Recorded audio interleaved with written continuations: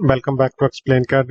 In previous video we created this drawing, and now in this video we will know how to add note on 2D drawing in SOLIDWORKS. First of all, select annotations, select note from here and just select it and just write any note at here. I write here all dimensions are in mm. Select this all text, select bold. You can increase size from here. You can also change its format, italic. You can also change any text format from here. Okay. If you want to specify something in 2D drawing view, just select the ladders. You can select any ladder from here. I select this simple ladder.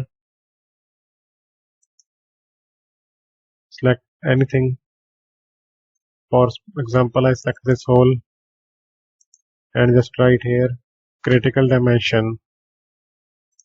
Again, select this all text, bold, increase its size. Okay. You can also change the ladder from here.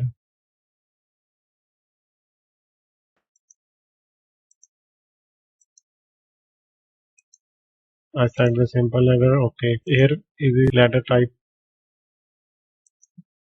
You can also select dot. Here indication point is dot. This type of arrow. Okay. You can also write text at any angle. From here you can change the angle of the text. 5 degree, 10 degree, any angle which you want. Here is the text format. Left align, center align, right align, fit text. Okay.